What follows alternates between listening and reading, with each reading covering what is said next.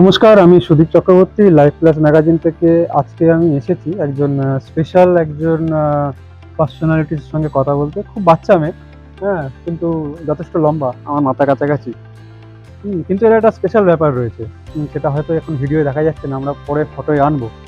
এটা হচ্ছে, ওর প্রায় মাটি টাচ করা পর্যন্ত চুল রয়েছে।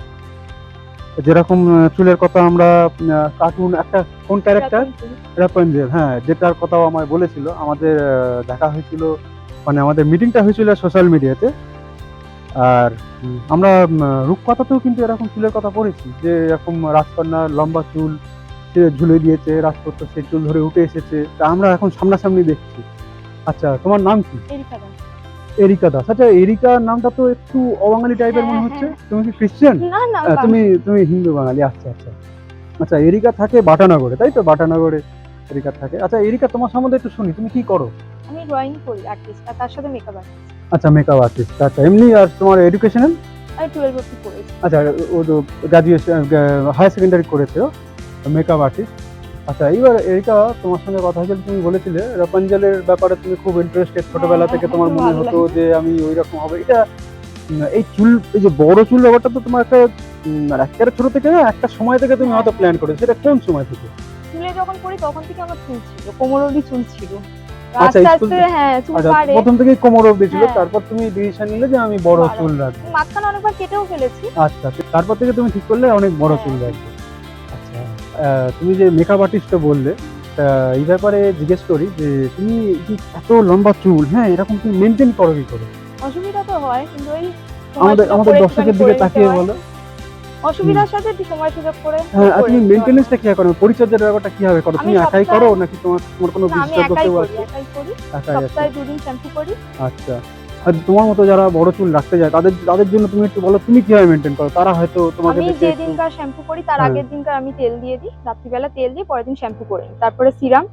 আমার জাস্ট এইটুকুই। আচ্ছা, আর তার সাথে আমার ডাক্তারের কিছু খাওয়ারের ওষুধ রয়েছে, সেগুলো সারা বছর না, কয়েক মাস খাই, তারপর আবার বন্ধ করে দিই।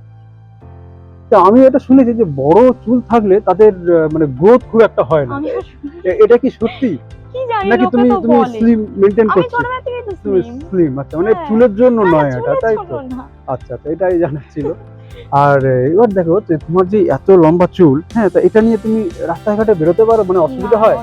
খুব অসুবিধা হয়? পায়ে এই ধরো ঝুলিয়ে অটোয় যায়। উঠলে বা গাড়িতে হ্যাঁ, উঠলে, পায়ে গাড়ির ঝুলিয়ে দরজা যায় বন্ধ হলো, পুরো। আটকে গেল, এরকম ঘটনা ঘটেছে কি? অনেকবার হয়েছে। অনেকবার হয়েছে? এরকম বিড়ম্বনায় পড়েছো তুমি? অনেকবার তো এরকম হয়েছে। কোনো ঘটনা হয়েছে যেটা তুমি একটু, যেটা হয়তো তোমার মনে আছে, এরকম কিছু বলো না আমাদের রিডারদের জন্য। আগের বছর সরস্বতী পুজোতে হ্যাঁ। মায়ের সাথেই বেরিয়েছিলাম, আচ্ছা, অটোতে উঠতে গিয়ে শাড়ির সাথে চুলের সাথে সব জড়িয়ে গেছে। বাহ বাহ, তার মানে তো রাস্তায় একটা হ্যাঁ, বিরাট প্রচন্ড কাণ্ড। অসুবিধা। আচ্ছা ওই জন্য আমি বেঁধেই বেরোই যখন বেরোই। আচ্ছা, বেঁধে বেরো। আচ্ছা, তোমার যে স্কুলে যখন পড়েছো তখন তো তারা এরকমই, তাদের হ্যাঁ। তোমার মানে গার্লস স্কুল ছিল না coed Girls school? Girls school ছিল, তাদের কি রিয়াকশন ছিল? তারা কি তোমার ছেলের ব্যাপারে হিংসা করতো না, যে হিংসা এরকম কেউ চাই, করতো নাকি না। তারা তোমাকে এনকারেজ করতো? না, খুব ওরা এনকারেজ করতো। হিংসা আচ্ছা, সেরকম কেউ হিংসা কিরকম করতো না। ব্যাপার না। আচ্ছা আচ্ছা। খুব পছন্দ করতো, টিচার থেকে শুরু করে সবাই।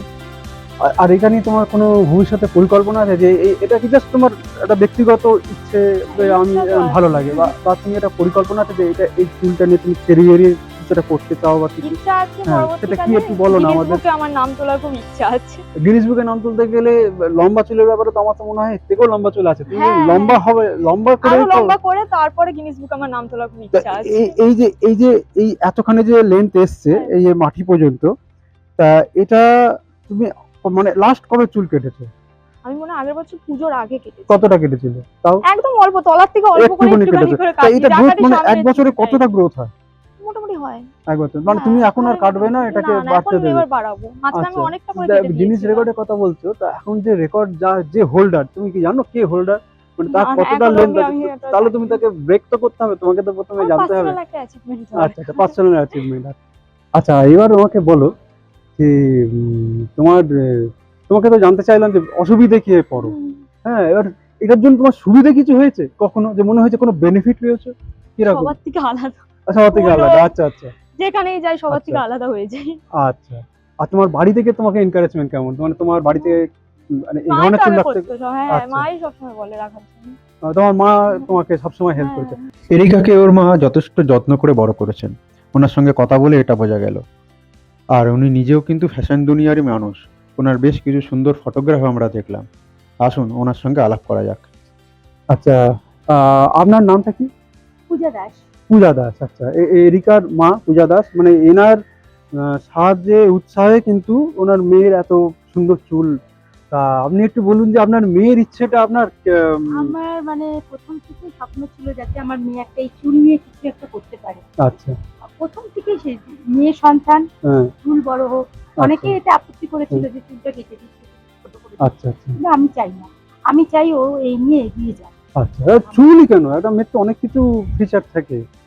যাকে যেটা দিয়ে সুন্দর লাগে, আচ্ছা আচ্ছা, ও চুলটাই ছোট থেকেই আর ছোট সুন্দর। থেকেই সুন্দর। ও আচ্ছা আচ্ছা, সেই জন্য আপনার মনে হচ্ছে একদম। এটাকে নিয়ে গ্রোথ করা যেতে পারে। একটা বার।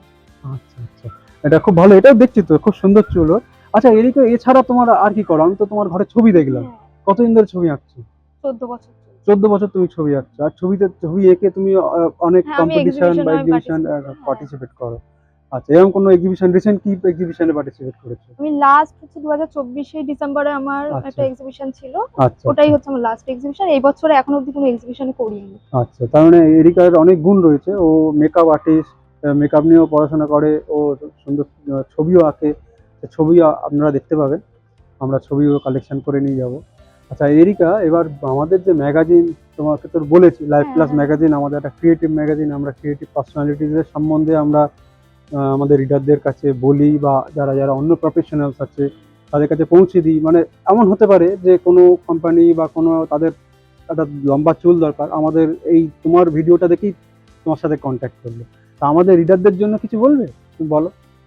কন্ট্যাক্ট করতে চাইলে অবশ্যই করতে পারে। না, রিডারদের জন্য সাধারণভাবে কোনো মেসেজ আছে তোমার? আমাদের রিডারদের জন্য আছে সেরকম কোনো মেসেজ নেই। কোনো যদি কোনো ব্যাপারে, এরিকার চুলের ব্যাপারে বা এরিকা ভালো আঁকার ব্যাপারে যদি ওনার সঙ্গে কন্ট্যাক্ট করতে চান, কন্ট্যাক্ট করতে পারেন। ওনার সোশ্যাল মিডিয়া লিঙ্ক থাকবে, ফোন নাম্বার থাকবে। ঠিক আছে এরিকা, তোমাকে অনেক ধন্যবাদ। আপনাকেও অনেক ধন্যবাদ, আমাদের টাইম দিলেন। আমরা অনেক দূর থেকে এসেছি, আমরা খুব ইন্টারেস্টেড ছিলাম এরিকার চুল দেখে। ও প্রথমে, আমার মনে আছে যখন আমাদের কথা হয়েছে, ও বলছিল যে চুল নিয়ে কিছু বলতে চায়। তা আমি মনে করেছিলাম ও কোনো চুলের বিশেষজ্ঞ বা কোনো ডাক্তার বা এই ধরনের কিছু। তখন একটা ফটো পাঠিয়েছে, ফটোটা দেখে আমি চমকে গেছি। একদম মাটির মধ্যে শাড়ি পরা ফটো।